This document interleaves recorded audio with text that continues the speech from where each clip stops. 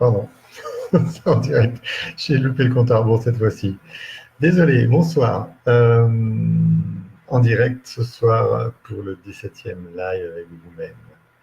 Je vais attendre que vous apparaissiez un petit peu dans la liste et dans ce direct. Je vais attendre, j'espère que Anne-Laure sera là puisque c'est elle dont j'ai choisi le sujet ce soir. Mag, bonjour. On pourra éventuellement passer sur votre sujet si jamais Anne-Laure ne se pointe pas. Bonsoir Stéphanie. Anne-Laure qui a posé la question sur le syndrome du côlon irritable. J'aimerais bien qu'elle puisse y être, j'espère qu'elle y sera. Je vais peut-être essayer de lui envoyer un message encore comme la dernière fois. Ça avait bien marché. Euh,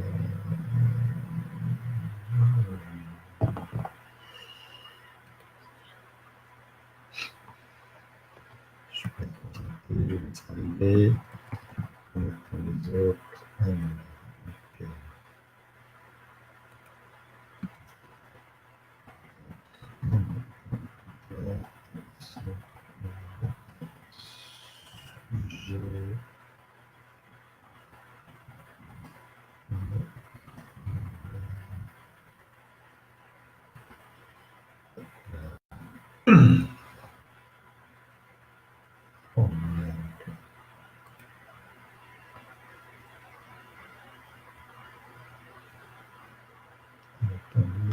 Sujet. Okay. Bonsoir, bonsoir, bonsoir, bonsoir.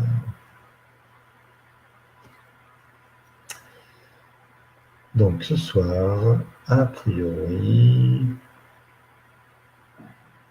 je dis, peut-être que ce sera différemment, mais a priori, le syndrome, ça y est, elle a vu le message, donc elle va arriver sous peu, j'espère. Anne-Laure.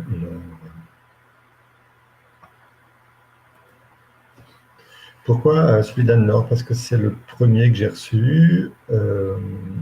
Maglali, il y en avait un deuxième que vous avez posté sur la maladie de Lyme.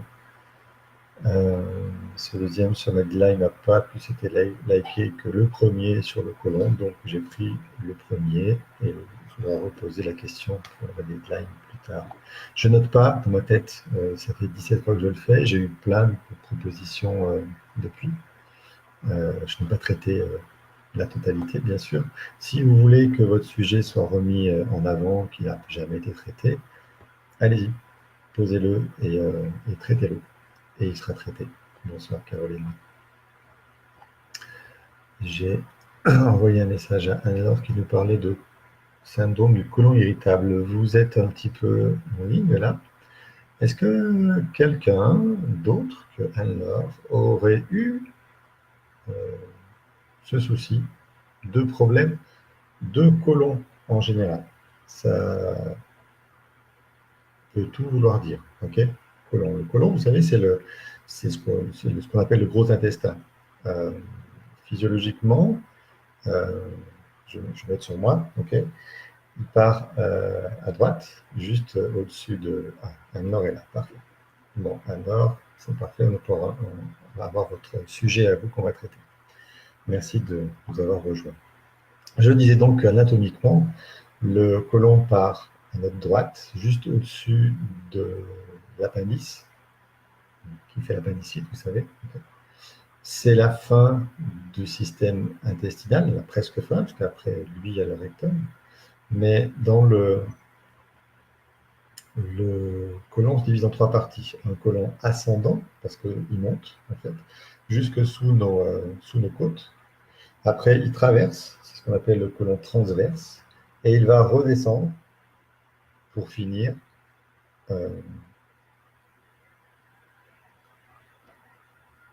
dans le rectum. Okay, c'est le chemin des dernières selles, des dernières choses qu'on a à digérer. Bonsoir Béa. Est-ce que, à part Anne-Laure, que je fasse le tableau tout de suite, je reposerai plusieurs fois la question au fur et à mesure où les gens arrivent, mais est-ce que vous avez eu ou vous avez peut-être des problèmes de côlon? En attendant ça, je vais demander à Anne-Laure qu'elle nous détaille pourquoi de sa question. Est-ce que ça la concerne elle? Est-ce que ça concerne quelqu'un d'autre?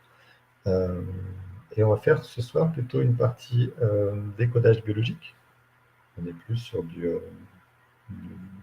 symbolique du tout. Mais dans ce décodage biologique, vous allez voir qu'on va approcher beaucoup de choses.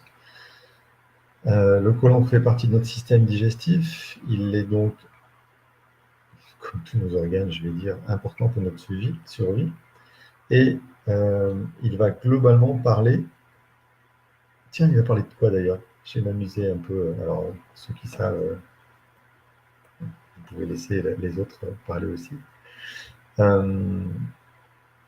Si on parle de décodage biologique, le côlon, biologiquement, a quelle fonction déjà? Bon, c'est un peu clair pour tout le monde. Je vais repréciser certains points pendant cette demi-heure. Mais quel symbolisme, quel sens biologique il pourrait avoir?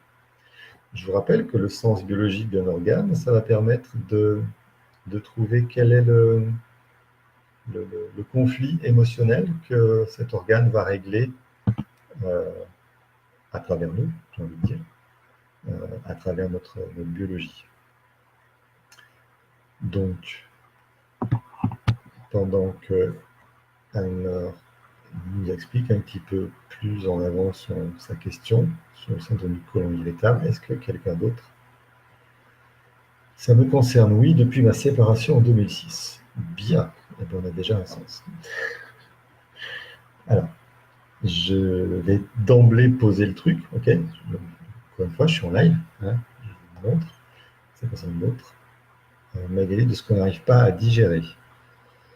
Non, le côlon ne digère pas. Il participe à l'élimination. C'est vraiment dans le côlon où on retrouve tous les restes, tous les déchets, tout ce que le corps n'a pas eu besoin et tout ce que le corps va rejeter. Digérer, c'est l'estomac, c'est la fonction de l'estomac. L'estomac, on va dire, plutôt prédigère, c'est l'intestin grêle qui va vraiment jouer les étapes de digestion les plus profondes. Anne-Laure évacuée, c'est juste. Donc, Anne-Laure, une première question brute de fonderie, parce qu'on a 30 minutes, il faut aller direct. Est-ce que, dans cette séparation en 2006, il y avait quelque chose de dégueulasse? Qu'est-ce que vous avez ressenti comme dégueulasse dans cette séparation en 2006? Alors, c'est un côlon irritable. Il y a donc une irritation, une inflammation de ce côlon. Okay, irritation égale colère, ressenti de colère, généralement. Donc, qu'est-ce que vous avez pas digéré comme crasse qu'on vous a fait lors de cette séparation et avec quoi, contre quoi vous êtes en colère? Ma question pour Anne-Laure. Si quelqu'un d'autre a des problèmes d'intestin, on est là pour répondre aussi à l'autre. Allons-y pour les problèmes et on va voir si d'emblée le décodage biologique parle à Anne-Laure, bien que je sois resté très général, une crasse, une saloperie que cet homme a fait lors de la séparation, qui a été vécu, ressenti comme saloperie en tout cas, vécu dans la colère. Et c'est quoi le reste du syndrome de côlon que j'ai dit?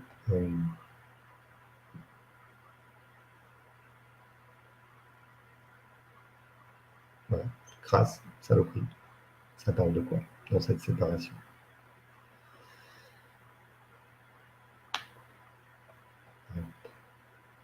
Sa violence verbale et physique. Peut-il saigner également? Oui, bien sûr. Bien sûr, il peut saigner. Ça, on appelle ça la maladie de Crohn, le saignement du côlon. Je vais en parler aussi, parce que je vais un peu faire le tour complet du côlon, tant qu'à y être.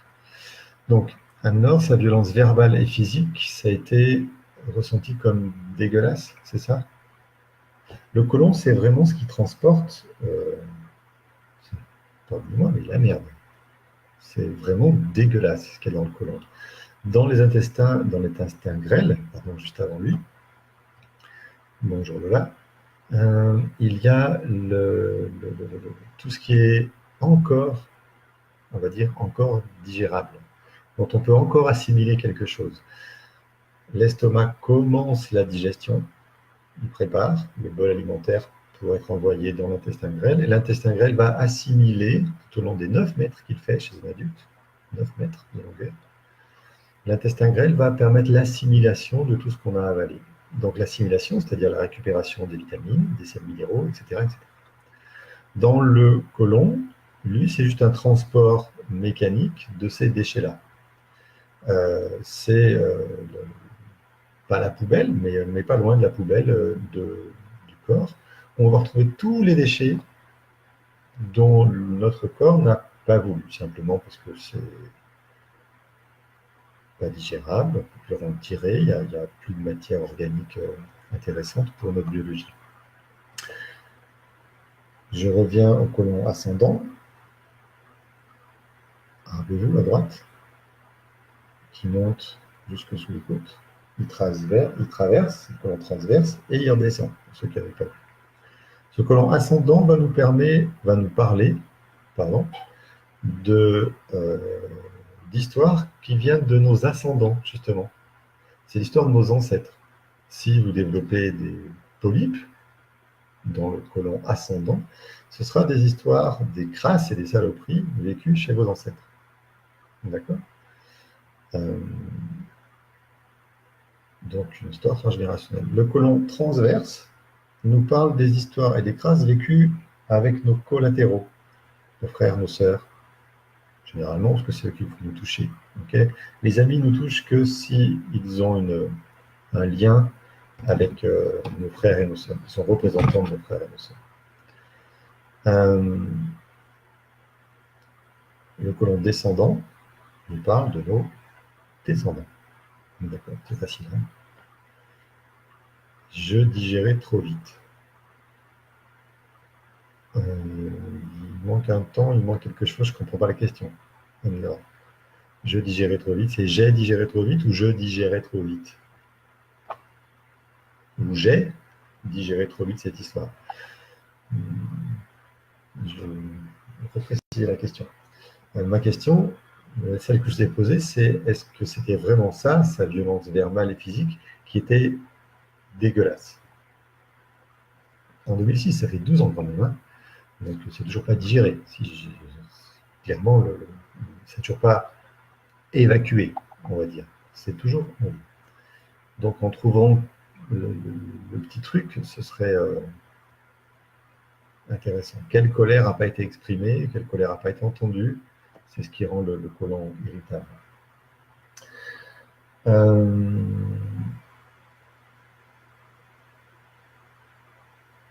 Les saignements. Ok. Le sang nous parle toujours des liens du sang. D'accord. Les liens du sang, on a parlé de sang jusque-là, je ne sais pas. Je l'ai peut-être déjà dit dans d'autres vidéos, j'en sais rien. Les liens du sang, c'est ce qui nous parle de la famille. Les liens du sang, c'est les liens de sang qu'on a avec sa famille. C'est la biologie, le décodage biologique, c'est un décodage, c'est biologique, c'est très simple. Okay, on va pas chercher midi à 14 heures, on va chercher le sens biologique. Il y a du sang qui sort. On évacue du sang, c'est une hémorragie. On évacue du sang, donc on cherche à se débarrasser des histoires dégueulasses de la famille. On évacue les histoires dégueulasses de sa famille. Donc quand on a cette maladie de sang, cette maladie de Crohn, pardon, on a à chercher quels sont les liens du sang dégueulasses dont on veut se débarrasser. Okay. Chercher, trouver et régler le problème avec eux. Oui, trop longtemps, épouvantable. J'ai posé la question il y a un moment, je vais poser la question. Est-ce que c'était ça qui était... Pardon Anne-Laure, mais comme j'ai la réponse 5 minutes après, je ne sais plus ce que j'ai dit.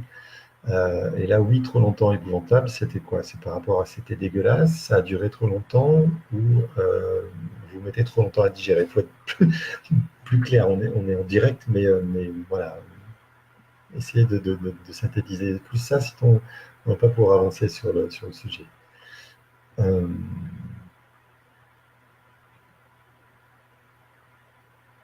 Qu'est-ce que je voulais rajouter sur vos intestins? L'intestin, le côlon, ascendant transverse, descendant, j'ai posé. La diarrhée, c'est un des problèmes qu'on a dans l'intestin, c'est notre gros intestin qui se vide hein, quand on a diarrhée, c'est pas l'intestin grêle. Entre l'intestin grêle et le gros intestin, il y a ce qu'on appelle le sécom, qui lui a un rôle très particulier. Euh, mais c'est pas, voilà, c'est pas le sécom qu'on vide, c'est vraiment le gros intestin qu'on vide quand on a diarrhée. Pourquoi la diarrhée? D'après vous, pourquoi on se vide avec la diarrhée? Quel intérêt biologique on a d'avoir la diarrhée? Alors, la diarrhée, c'est plus souvent que tous ces problèmes intestinaux. C'est pas chouette à parler, mais alors, je crois que je digère trop vite car les selles sont complètement aqueuses. Vous digérez trop vite. Alors, trop vite, non, il n'y a pas de trop vite. Les selles sont aqueuses pour deux raisons potentielles. Une des fonctions du côlon dont je n'ai pas encore parlé, c'est de récupérer l'eau qu'il y a dans euh, il y a un nom, ce chose.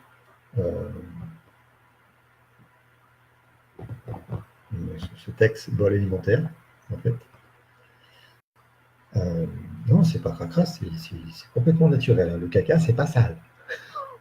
Le caca, c'est naturel. Et si ça se passe mal, on est mal.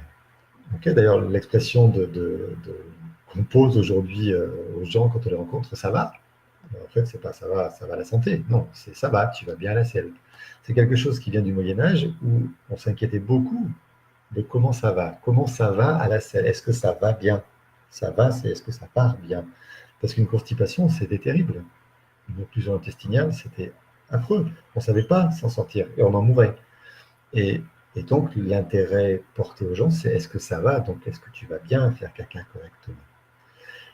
Et, euh, et on demande aujourd'hui, oui, ça va, ouais, ça va bien.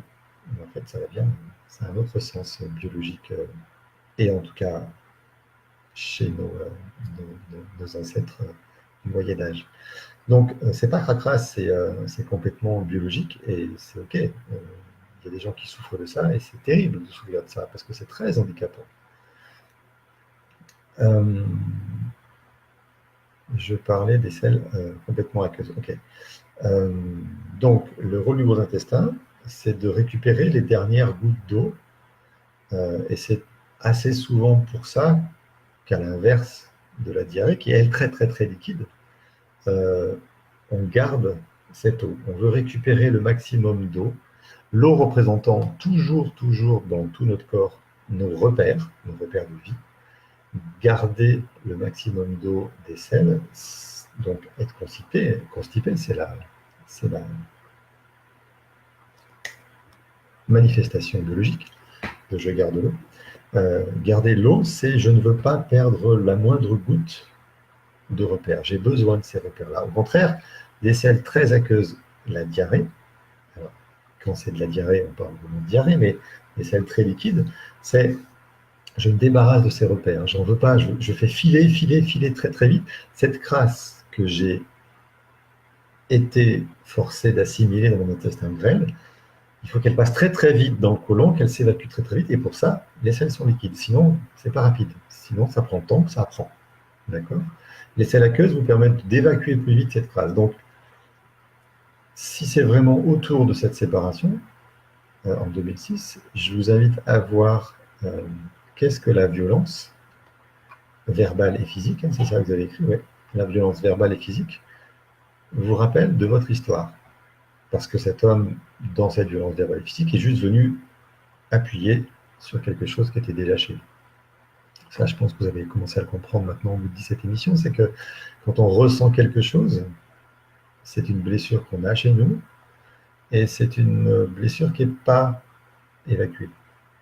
On parle de côlon, on évacue. Okay, cette blessure non évacuée, ben, on va la vivre, la ressentir plein, et va nous faire réagir. Et Le côlon, c'est vraiment, ça parle de toutes les saloperies qu'on a vécues, de toutes les choses vraiment dégueulasses qu'on n'a pas digérées. Et hop, j'ai pas le micro cœliaque. Non, on n'est pas sur le micro de maladie cœliaque. On est vraiment sur la maladie cœliaque concerne le sécom uniquement. On n'est pas sur le gros intestin. Donc, côlon irritable, c'est ça irrite, je suis en colère, il faut que j'évacue vite. Mais votre biologie cherche, pour moi, et vous allez confirmer, à évacuer cette saloperie de cette séparation. Mais il évacue encore aujourd'hui.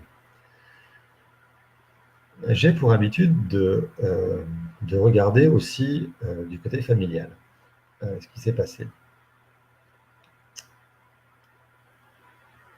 Pour moi, tout ce qui va toucher le système digestif et va concerner, plutôt que est relié, c'est va concerner un peu plus souvent que les autres systèmes-là, euh, tout ce qui touche à notre famille, mais du côté de maman. C'est maman qui nous nourrit. Archaïquement, elle nous donne le sein, elle nous nourrit. On est nourri par maman. Ce système digestif, au moins jusqu'à l'estomac, on va dire, est complètement sous l'emprise des contes, des histoires qu'on n'a pas réglées avec sa mère ou avec la personne qui nous a nourris. Après, bon, si c'est pas maman, pourquoi elle nous a pas nourris? Donc ça revient en fait à maman. D'accord? Tout ce qui est digestif après, c'est un petit peu plus biologique, mais ça peut avoir une teinte de maman aussi. Ma question, Anna, c'est pour que ça dure encore aujourd'hui, vous êtes séparés avec cet homme, ça fait 12 ans, pour qu'il y ait encore besoin d'évacuer cette chose dégueulasse qui était contactée avec lui, cette violence verbale et physique, est-ce que il n'y a pas, par hasard, un papa ou une maman avec une violence physique et verbale chez vous? Ça expliquerait, ça me rappelle la dévalorisation et l'autoritarisme de mon père, peut-être. Je ne sais pas, à ce point-là, ça m'étonne. La dévalorisation de l'autoritarisme. L'autoritarisme peut être pris comme de la violence. La dévalorisation, c'est peut-être verbal aussi. Euh, à ce point-là, ça m'étonne. À ce point-là. Pourquoi à ce point-là? Pourquoi votre biologie ne réagirait pas à ce point-là, comme vous dites? C'est complètement normal. À ce point-là ou pas. Le manque d'affection de ma mère. Alors, le manque d'affection, c'est un manque d'amour, il est plutôt au niveau estomac. On va se remplir de quelque chose. La maman ou la personne qui s'est substituée. Caroline, la maman est celle qui doit nous nourrir. Si elle ne nous nourrit pas, si quelqu'un doit se substituer à la maman, c'est qu'il y a un problème à régler avec la maman, quand même. Peu importe les raisons pour lesquelles elle a dû être substituée, qu'elle soit morte ou qu'elle nous a abandonnés, quoi que ce soit, l'enfant le vit comme la blessure due à la mère. Okay. La personne qui s'est substituée, ben, elle a fait ce qu'elle a pu. Elle a pu être méchante, elle a pu rajouter des choses. Donc, plutôt maman. La source de la source, hein, je la cherche toujours, celle-ci, la source de la source, c'est la maman. Un énorme manque d'affection de votre mère, non, je le mettrais plutôt dans l'estomac, ça, dans ce que ça vous remplit, mais peut-être que vous avez ressenti le manque d'affection de cet homme dans la séparation, qui vous ramène au manque d'affection de maman. Et c'est peut-être pas sa violence physique et verbale. Peut-être que l'eau que vous évacuez dans vos selles, ça défile encore, l'eau qui est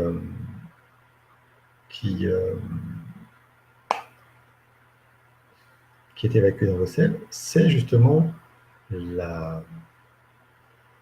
symboliquement maman. Rappelez-vous, tout ce qui concerne l'eau, biologiquement, c'est un repère biologique, mais symboliquement, ça parle de maman. Donc, évacuer toute cette eau en permanence, c'est évacuer quelque chose de dégueulasse qu'a pas fait maman. Ok? Vous êtes d'accord là-dessus? Est-ce que ça vous parle, le quelque chose que n'a pas fait maman? Est-ce que ça vient... jouer dans votre histoire?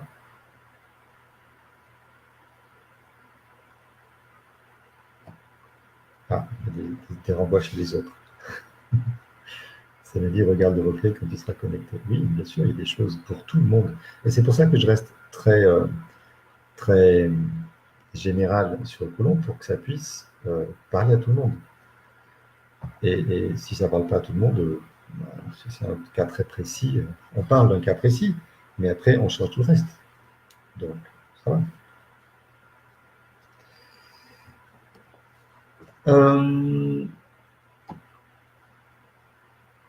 Caroline, mon direction de votre mère, est-ce que ce serait quelque chose pour évacuer le dégueulasse de la relation de votre mère?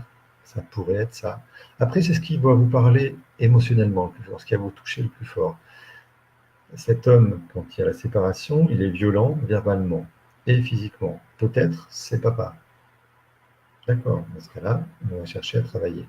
On va vérifier que cet homme est en lien de date avec le père ou la mère, pour savoir qui il représente d'abord. Parce que quand on saura qui il représente, inconsciemment à travers les dates, bien sûr, ça nous permettra peut-être de cibler un peu plus tout ça.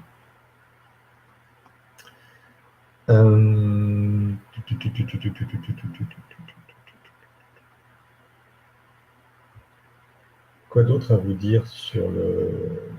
Alors, faut que je sorte mon bouquin, du coup. Voilà. Ok. Sur le colon, parce que là, je vous ai fait tête, mais peut-être qu'il y a d'autres choses. Je m'enseigne pour un ami qui est avec le duodénum. Ok. Du coup, je pense à quelqu'un qui se vide tout le temps. C'est donc un rapport avec sa mère. Non, non, on ne peut pas dire ça, Mag. Ce quelqu'un, il faut qu'il ressente. Est-ce que c'est une histoire avec maman ou est-ce que c'est autre chose? La diarrhée, je vous rappelle, la diarrhée, c'est je dois évacuer cette merde absolument tout de suite. C'est un truc vraiment dégueulasse, je dois l'évacuer tout de suite. C'est pas forcément à voir avec maman, hein, on ne fait pas de généralité. Ma soeur s'est occupée de moi, elle a 4 ans de plus seulement. Et alors, ça s'est mal passé quand elle s'est mal occupée de vous. Je n'ai pas de réponse là pour le duodénum tout de suite. Je vais voir ce que nous dit Christian Flech, 424, sur le duodénum. Mais généralement, non.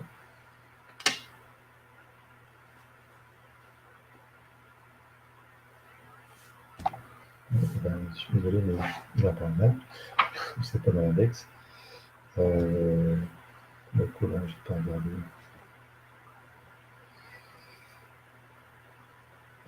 164, digestif.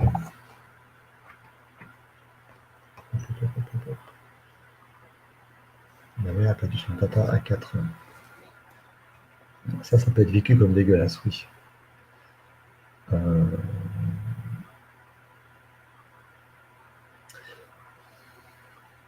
Il faudrait mettre en relation la séparation, enfin cet homme-là, ses dates de naissance, conception, de fête, et le père de votre mère. Et là, on pourrait dire que c'est quelque chose qu'a vécu votre mère, de dégueulasse, que perd son papa. Elle a à 4 ans, elle va l'exprimer.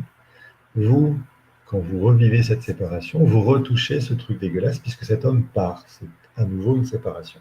Okay, vous voyez un peu le sens? Bien sûr que c'est intéressant le décodage biologique. C'est très intéressant le décodage biologique. Ça nous permet d'aller directement au cœur du problème. Alors, duodénum, est-ce qu'on va le trouver là? Appendice.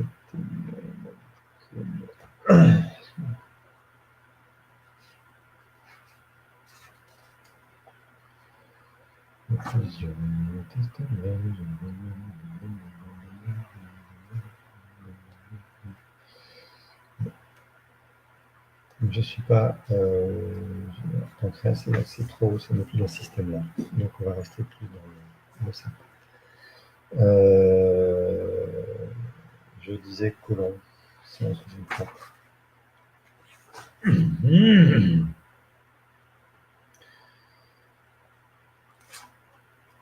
Le côlon, il est rempli de muqueuse. Hein.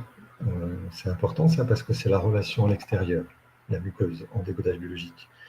Votre bouche, c'est une muqueuse. votre côlon, votre rectum aussi. C'est vraiment des choses qui sont en relation avec l'extérieur. Donc, ça touche vraiment les autres. C'est les crasses que j'ai ressenties, en tout cas, qui m'ont vu les autres, que m'ont fait les autres. Euh, Méchanceté, vacherie, trahison, classe aussi, conflit de saloperie, ascendant, transverse, descendant, ça j'ai déjà tout dit. La colonne, c'est ok.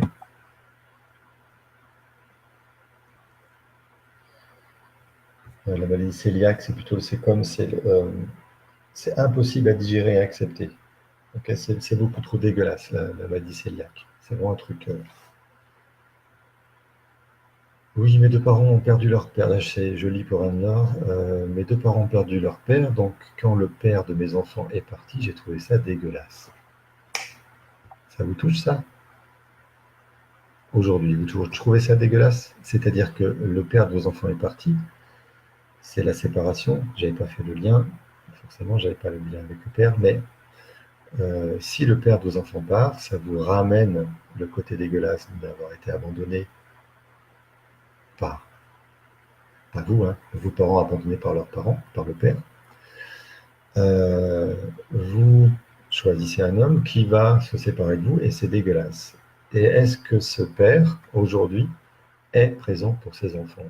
Je dirais a priori non, puisque sinon vous ne vivriez pas encore ce colon irritable. Vous êtes encore en colère contre lui parce qu'il ne s'occupe toujours pas de ses enfants. J'ai raison? Je lance une petite hypothèse, mais ça commence à prendre sens. Ascendant colite plasmodique, voilà. Colite nordique Crohn en. Ouais, c'est ça, d'accord, on a rajouté sur le colon. Donc, réponse d'Almor, est-ce que le père de vos enfants s'occupe d'eux aujourd'hui? Sinon, eh bien, vous êtes encore en colère contre lui, mais pas que contre lui, en fait, plus contre le père de vos parents qui est mort, qui sont morts, les pères de vos parents qui sont morts. Et, mais ce décodage biologique reste, c'est dégueulasse, et je dois évacuer absolument. Évacuer les repères, ok. J'irai plus loin.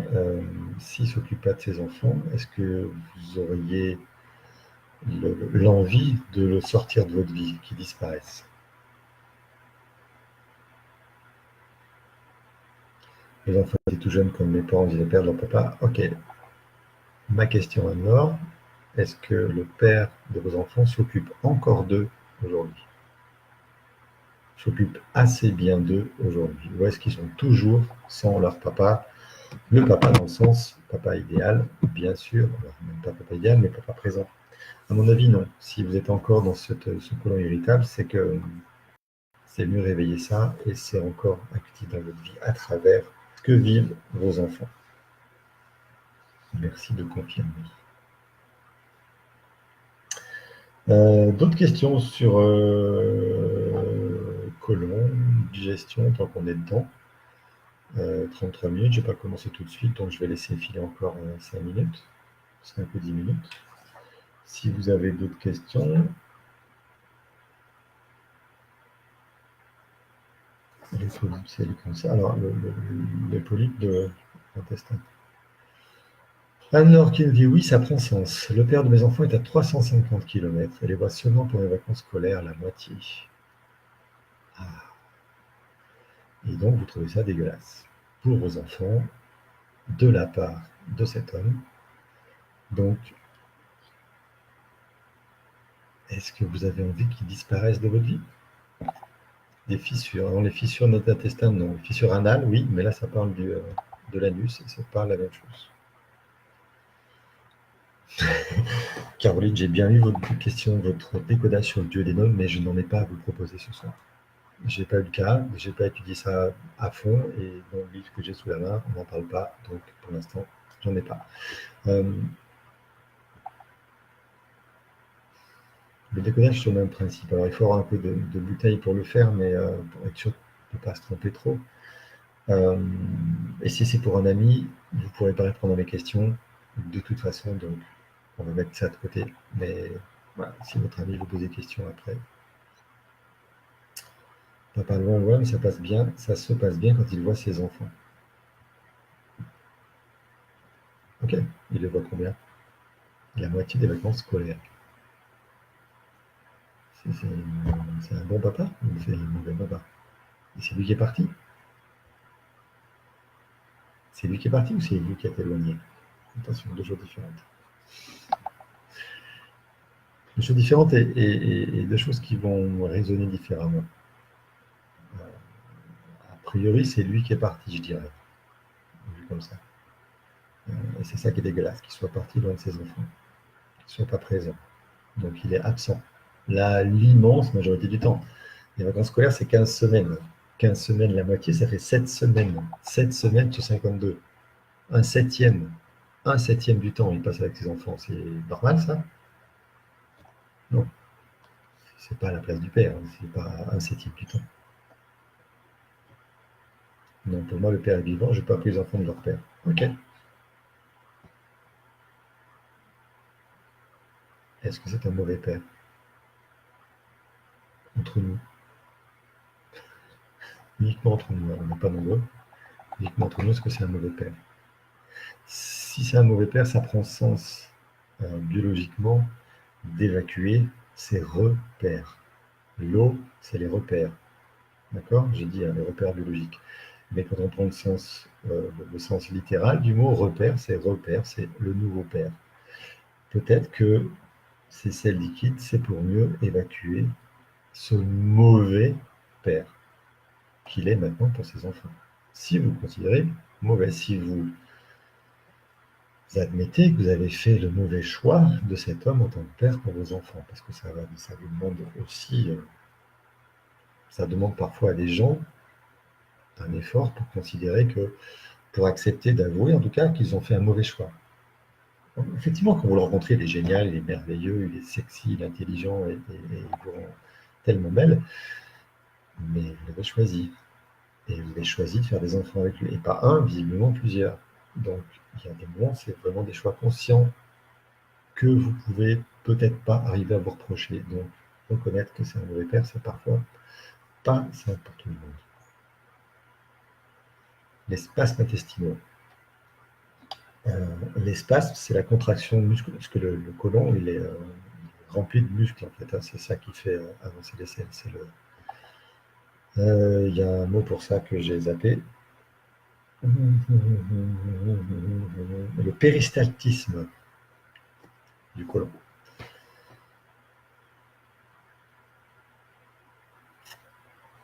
Ah, il est parti. Alors, je reviens sur la question d'espace, moi, Stéphanie, parce que Anne-Laure nous dit qu'il est parti de la maison.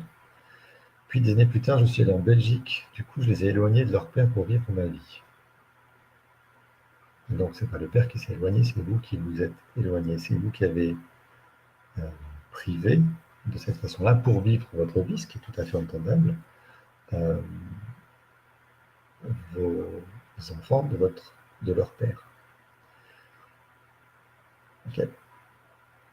Comment vous êtes avec ça, comment vous vivez avec ça, et qu'est-ce qui serait bon de travailler avec ça pour pouvoir arrêter que les enfants soient privés de leur père. Je ne sais pas quel âge ils ont, vos enfants. Je ne sais pas si des garçons ou des filles, mais ça s'est passé il y a 12 ans. Donc ils ont plus de 12 ans, et peut-être qu'à un moment, ils vont chercher à retourner vivre avec leur père.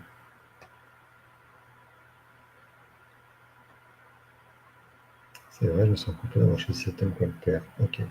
Et est-ce que vous vous sentez coupable d'avoir privé vos enfants de leur père? C'est possible. Et ça, vous devenez partie prenante de l'histoire dégueulasse. Vous recréez l'histoire dégueulasse vous-même du père qui n'est pas là pour ses enfants. Ok, Lola, et le contraire. Par exemple, on fait presque jamais. On fait presque jamais. On ne va jamais aux toilettes, on ne va pas à la selle, on fait quoi? C'est bon, c'est pas sale. Alors jamais quand on n'est pas chez soi, ou quand il y a quelqu'un chez soi, est-ce qu'on va avoir le jugement? Le jugement quand il y a quelqu'un chez soi, oui, pour ne pas être jugé de cet acte que visiblement, Lola, vous vivez salement, puisqu'on n'en parle même pas, on ne le nomme pas, c'est cet acte-là, alors que c'est complètement biologique de faire caca, d'évacuer les selles, de soulagé, bref. Quand on n'est pas chez soi, c'est différent. Faire caca à l'extérieur, c'est un moment, vous devez vous en souvenir, chaque jour quand vous le faites, vous êtes particulièrement vulnérable. Imaginez-vous dans la nature,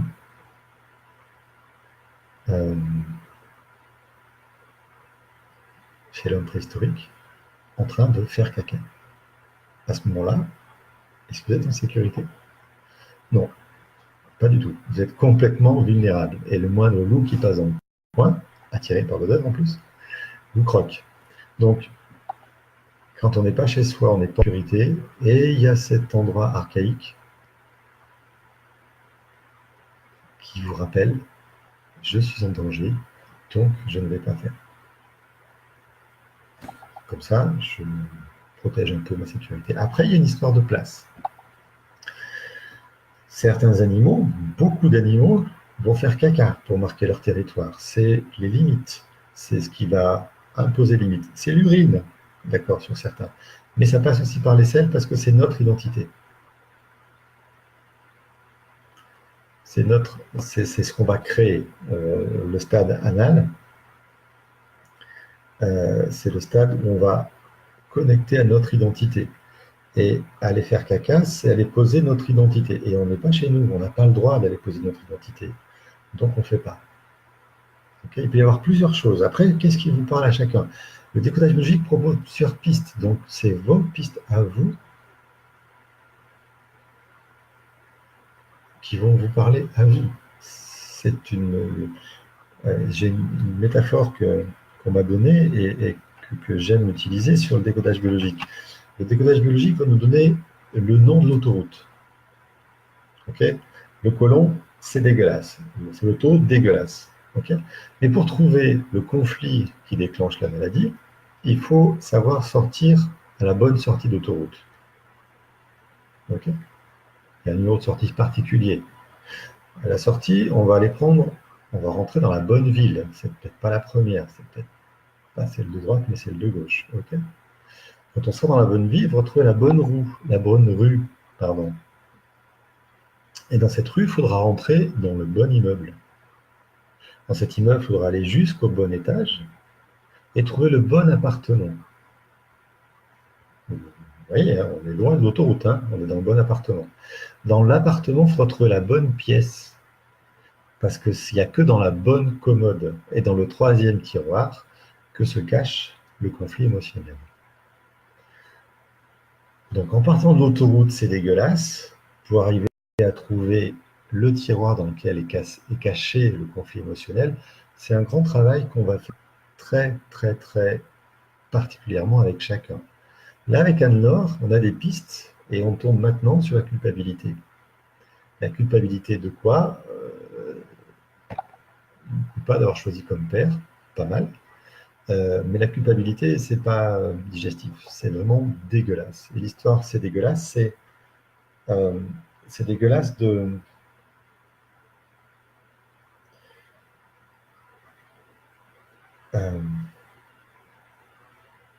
c'est dégueulasse de revivre, de faire revivre à mes enfants ce que mes parents ont vécu.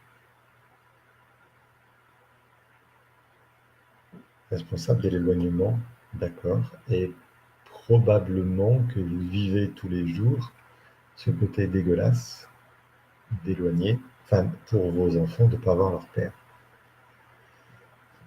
Donc, je vous invite à travailler sur mes parents qui ont perdu leurs parents pour que le deuil de vos parents soit fait, qui ont perdu leur père, pardon, pour que le deuil de vos parents soit fait.